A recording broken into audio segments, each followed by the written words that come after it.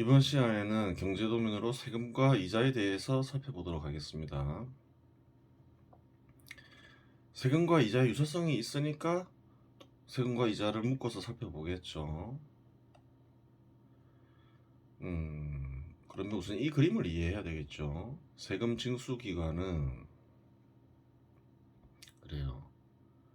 개인의 소득의 일부를 세금으로 징수할 수 있죠. 그리고 재산의 일부를 세금으로 징수할 수 있어요. 활동 역시 세금으로 징수할 수 있죠.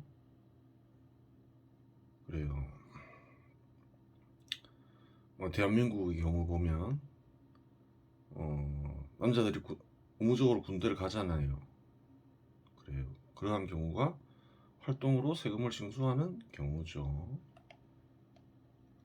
소득과 재산의 일부는 꼭 화폐이어야 될 이유는 없죠. 화폐로 세금을 거두는 게 현 시대에서는 일반화되어 있지만 화폐가 활발하게 유통되지 않던 고대는 어떨까요? 화폐로 세금을 거두지 않았겠죠. 그래요. 물품으로 물건으로 세금을 거뒀겠죠. 뭐 곡물이나 그래요. 사람이 제작한 어떤 물건으로 세금을 거두었겠죠.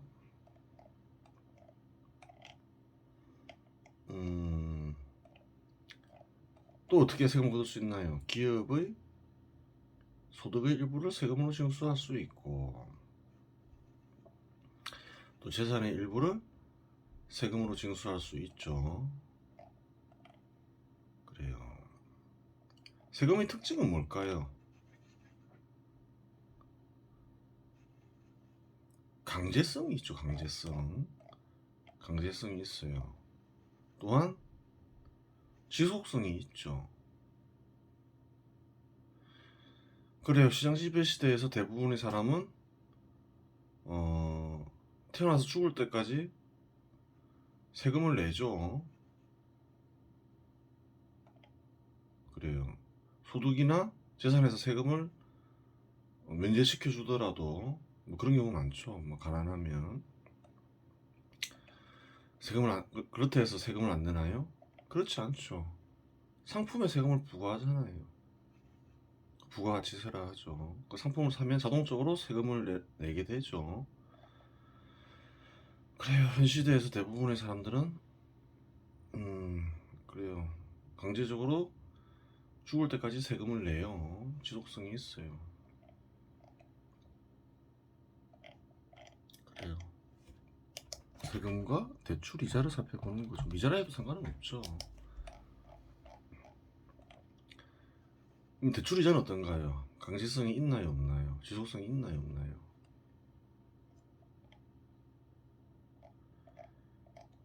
이자는 뭐라 했죠, 예전에?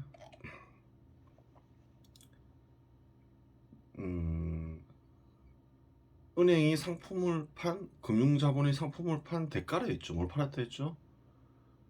일정 기간 화폐를 사용할 수 있는 권리를 팔았다 했죠. 자세히 설명하지는 않겠습니다. 그리고 그 대가로 받는 그 대가가 바로 뭔가요? 이자가 되는 거죠. 그래요.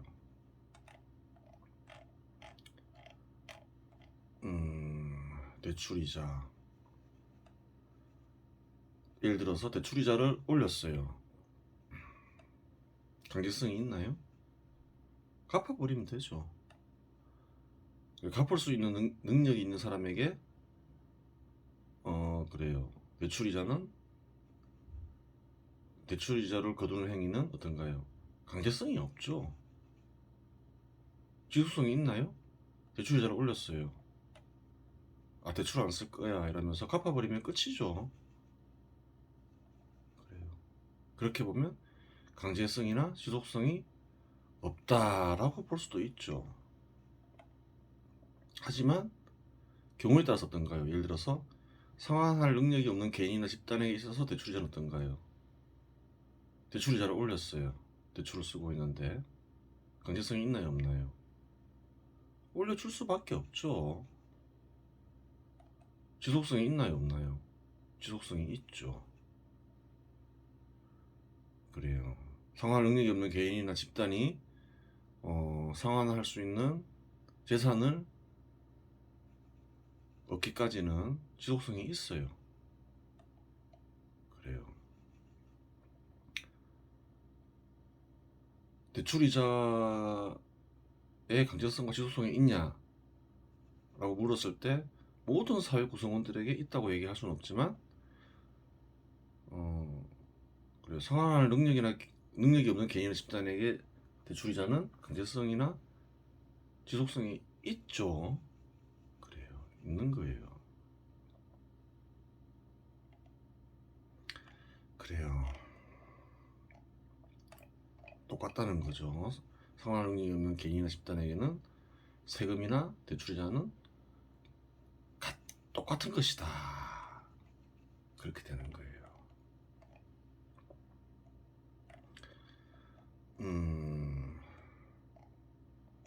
그래요. 흔히 사람들은 그 이자를 생각할 때 무엇을 생각하나요? 물가를 생각하죠. 물가. 물가가 오르면 이자도 올라가야 된다 생각하고, 물가가 하락하면 이자가 떨어져야 된다고 생각을 해요. 그게 올바른 접근 방법일까요? 아니겠죠. 예전에 설명했죠. 금리 인상은 반드시 물가 하락의 요인으로만 작용하는 것이 아니다. 그 이유는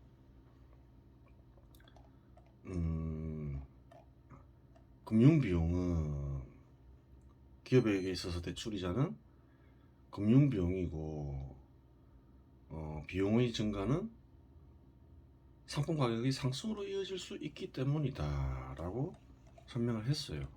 그래서 반드시 금리 인상이 물가 하락의 요인이 된다라고만 얘기할 수가 없다는 거예요.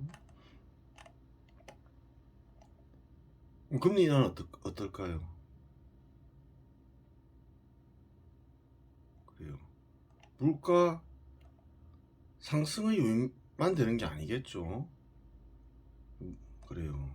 반대로 생각할 수도 있는 거죠. 반대작용도 일으키는 거죠. 그래요. 상황을 잘 봐야 되는 거겠죠. 그래서 금리와 물가의 관계는 그래요. 그래요. 현 시대에서 유행하듯이 그렇게 직접적으로 연결되는 게 아니에요. 금리 인상은 물가 하락 그렇게 이어지는 게 아니에요. 또 금리 인하는 그래요. 물가 상승 그렇게 바로 이어지는 게 아니에요. 그렇게 생각하고 있을 따름인 거죠. 사람들이 그런 관념에 사로잡혀 있는 거예요. 무지인 거죠. 무지. 그러면 금리 인상 인하 이런 거는 무엇을 기준으로 봐야 될까요? 물가가 아니면 소득을 기준으로 봐야 되는 거죠. 가계의 소득, 기업의 소득을 봐야 되는 거죠. 왜 그래요? 사회 구성원이 풍요롭게 살기 위해서는 그래요.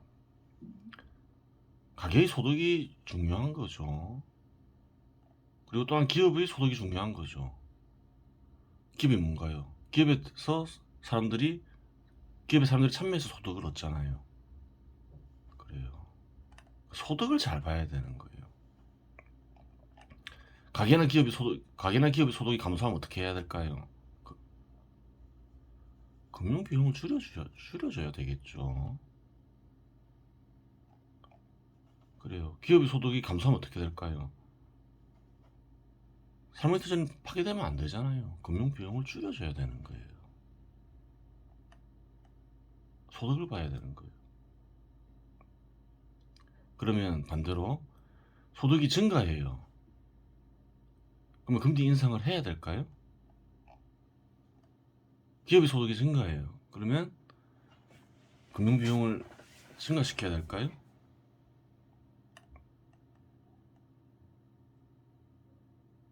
그럼 세금을 또 생각해 볼 수 있죠.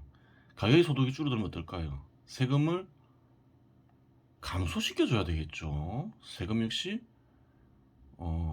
세금을 줄여주면 어떻게 되나요? 가계의 구매할 수 있는 구매력이 커지는 거죠. 기업 어떤가요? 세금을 줄여주면 기업 역시 그래요. 구매를 통해서 사업을 하죠. 그래요. 뭐 기계 같은 것도 사잖아요. 원료 같은 것도 사고 구매하잖아요. 어려울 때는 세금을 줄여줘야 되는 거예요. 그러면 그래요. 부담이 덜하겠죠. 마찬가지로 그러면 소득이 증가하면 세금을 올려야 되나요? 세금은 증가하겠죠. 그렇잖아요. 일정 비율로 세금을 보통 매기잖아요. 그러면 소득이 증가하면 이익이 증가하면 소득이나 이익이 증가하면 저절로 세금을 많이 내게 돼 있잖아요.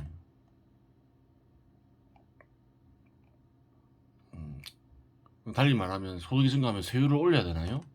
세율은 이자율에 비교할 수 있는 거죠. 그런 문제가 생기는 거예요.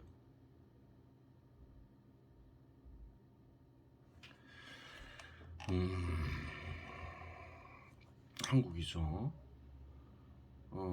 이 자료가 뭐 정확하게 분석할 수 있는 자료는 아니지만 어떤가요? 비금융법인 보통 기업을 가리키죠. 부채 비중이 어떤가요? 73%죠. 순자산 비중은 26%죠. 부채와 순자산 합치면 자산이 되는 거죠. 그 자산이 73%는 부채라는 거예요.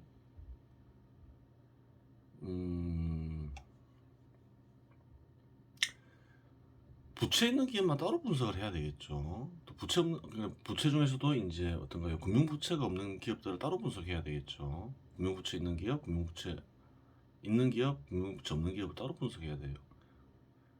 금융부채가 있는 기업들의 부채 비중은 더 높겠죠. 그래요. 한국에서의 금리 상승은 다른 말 어떤가요?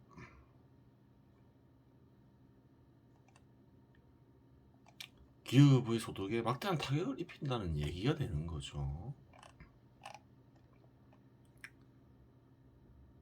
그래도 이자가 올라가면 부채가 없는 기업은 이익을 볼 수 있지 않느냐. 예를 들어서 현금이 많으면 그렇게 생각할 수 있죠. 쌤이 되는 게 아니냐. 그렇게 보면 안 되겠죠. 여러 가지 이유가 있겠지만 쌤이 안 된다.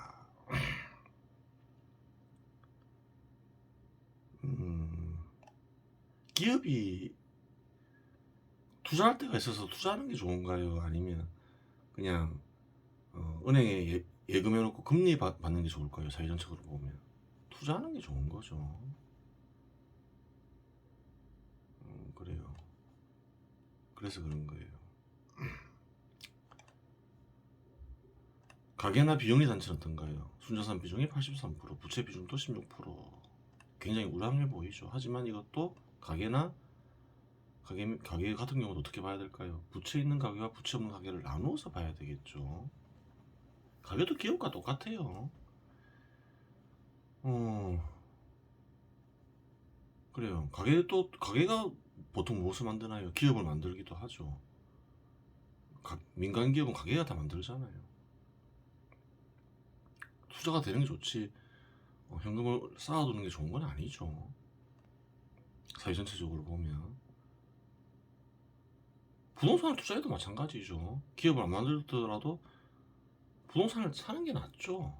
한국에서는 그게 굉장히 잘못된 것처럼 하지만 집이 두 채든 세 채든 사면 어떤가요? 임대주택이 늘잖아요. 사회 전체적으로 어떤가요? 좋죠. 집 없는 사람들 입장에서는 그래요. 임대료가 낮은 게 좋잖아요. 그렇게 되는 거예요. 정부 입장에서도 마찬가지죠. 부채 비중이 20% 정도 되죠. 부채가 작지 않죠. 한국도 부채가 한 1000조 나와 있는데 대여 자본 부채는 한 900조 가까이 되죠.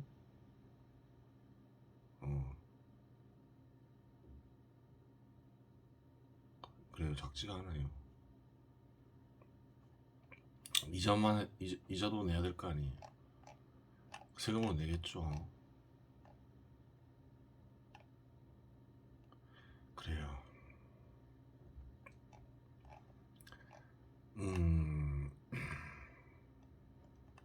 세금 수탈은 좋을까요, 안 좋을까요?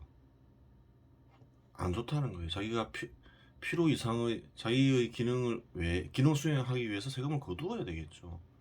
정부도 필요하다 했죠. 필요한 기능을 거두기 위해서는 세금을 거두어야 돼요. 근데 수탈은 하면 어떻게 될까요? 필요 이상을 거두면 기업이나 가게가 어려워지겠죠. 수탈하게 되면 경우에 따라서는 어떻게 되나요? 폭동이 일어나죠. 세금 수탈로 발생한 폭동은 무척 많죠. 한국에서는 어떤 일이 있었나요? 동학농민운동이 있었죠. 한국에서 유명한 사건이죠. 동학농민운동이 일어나면서 어떻게 되나요? 조선은 혼란에 빠지고 결국 단합이 안 되고 멸망하죠. 볼까요? 옛부터 전라도는 고창시대였는데 이러한 지리적 경제적 이점으로 인하여 전라도민들은 지속적인 수탈의 대상이었다. 전라도민들만 그러진 않았겠죠. 당시 전라도 고부군수 조변갑은 그 중에서도 악랄한 탄간오리였는데 그는 만석고라는 대형 교수들을 축조하여 이에 사용료를 부과하였고 인근 태인 군수를 지냈던 아버지 공덕비를 세우겠다며 양민들로부터 엄청난 조사와 잡세를 걷고 양민들에게 강제적인 노역을 부여하는 등 백성들을 괴롭혔다. 노역을 부여하는 것도 세금을 거두는 거죠. 그러면서 이제 폭동이 발생한 거죠. 고대에 이런 사건들은 많았겠죠. 그냥 그동안 농민운동만 예를 들었지만 한국뿐만 아니라 여러 나라에서 발생했겠죠. 고대 농경국가에서만 이런 사건이 일어났냐? 그렇지 않죠. 보스턴 차사건이 있죠. 미국의 독립전쟁은 대표 없이 과세업자를 주장하며 영국 정부의 세금 정책에 반대하면서 시작되었다. 그래요. 세금으로 인한 어떤 갈등이 독립운동을 일으켰다 하죠. 원래 미국은 어땠나요? 영국이 식민지였죠. 세금 문제 때문에 이제 독립을 하게 되는 거죠. 그래요. 한번 읽어보세요. 그래요. 세금을 가지고 그래요. 가게나 기업을 어렵게 하면 안 되듯이 세금과 유사한 이자를 가지고 뭐 수탈을 하면 될까요? 안 될까요? 안 된다는 거예요. 당연하겠죠.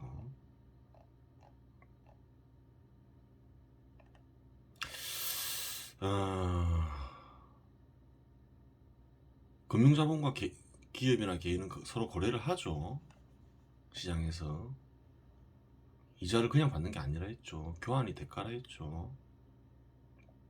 정부는 어떨까요? 서로 개인이나 기업으로부터 세금을 걷는데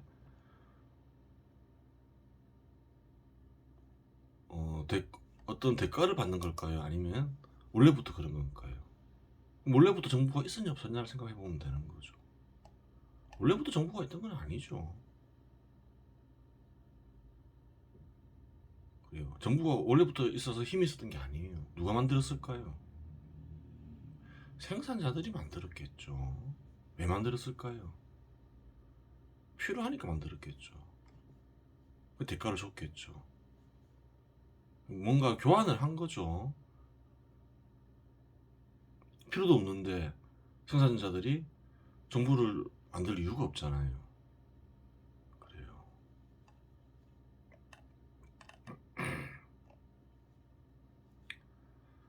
이런 얘기를 하는 게 그런 거예요. 다른 상품 가격이 올라가면 어떤가요? 일정 기간 어떤 상품 가격이 폭등을 해요. 소비 안 하면 되죠. 아니면 소비량을 줄이거나. 근데 강제성과 지속성이 있으면 어떻게 되나요? 고스란히 부담할 수밖에 없죠. 그래요. 그래서 그런 거예요.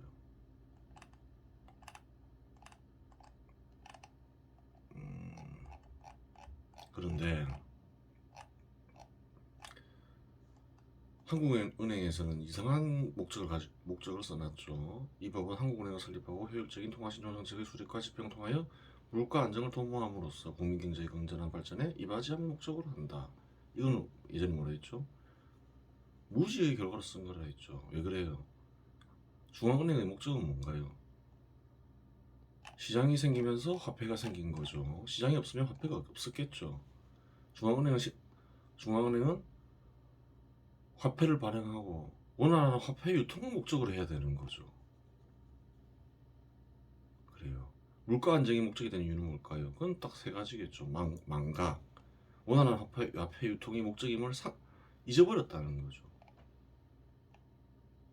그리고 무지, 물가 안정이 금리 그래요. 금리나 뭐 화폐 발행 뭐 이런 걸로 물가 안정을 그래요. 도모할 수 있다라고 생각하는 거죠.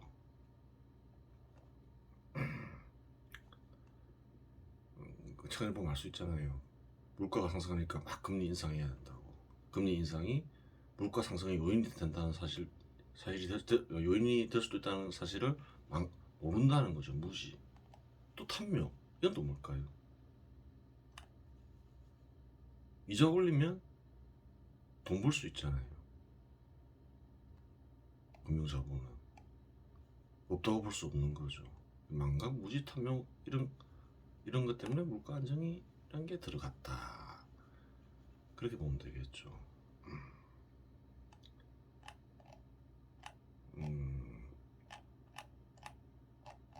그러면 저금리 효과는 뭘까요? 금융부채 있는 기업과 가계 부담을 감소시키죠. 기업 투자 활성화시키죠. 그래요. 왜 활성화시키나요? 부담을 줄여주니까 기업하기 쉬워지잖아요.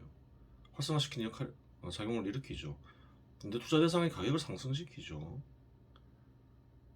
투자 대상 기업 주식 가격을 상승시키고 부동산 가격을 상승시키잖아요. 그런 효과들이 있다는 거예요.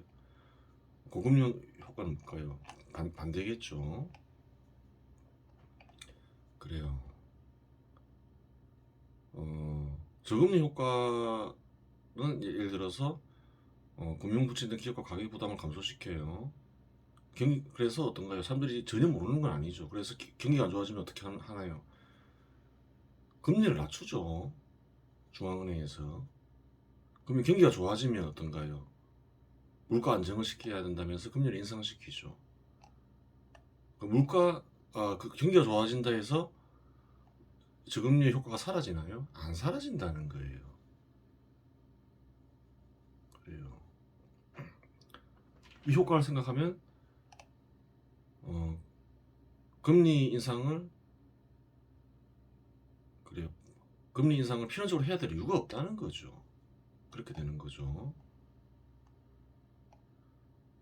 경기가 좋아지더라도 금융부채 있는 기업과 가계 부담을 감소시키는 일이 중요하잖아요. 또 기업 투자도 활성화해야 되고 그래요. 그런 부분이 있는 거예요. 투자 대상 가격의 상승은 아주 작은 부분이죠. 부동산 가격을 사람들이 신경 많이 쓰잖아요. 부동산 가격 올라가니까 어떤가요? 금리 인상시켜야 된다면서 막 주장하잖아요. 근데 부동산 가격은 어떤가요? 꼭 금리 인상이 아니더라도 가격을 안정시킬 수 있나요, 없나요? 있다는 거예요. 부동산만 그런 게 아니죠. 시장 기능을 잘 활용하고 이익에 빨리 반응해서 공급하게 하고 정부에는 뭐가 있다 했나요? 수동 조절 기능이 있다 했죠. 준비를 잘하면 되잖아요. 그래요. 시장이 감당하지 못할 일이 있으면 준비해놓고 공급하면 된다는 거예요. 물론 이제 준비하는 방식이나 이런 것은 굉장히 전문적이겠죠. 그래요. 실제로 정부는 그런 일을 하나요? 하나요? 안 하나요? 하죠. 한국의 중요한 유가, 석유, 뭐 식량 이런 거 좀 비축해놓고 있겠죠. 그러면서 가격이 너무 상승하면 시장에 공급하겠죠. 주택이 중요하다고 생각하면 그렇게 하면 되는 거예요. 뭐 방식은 전문적인 영역이니까 여기서 논하기는 어렵다 치더라도 해결 안 되는 게 아니라는 거예요. 그래요. 작은 문제라는 거예요. 그래요. 이번 시간에는 경제도면으로 세금과 대출 이자를 동시에 살펴보았습니다.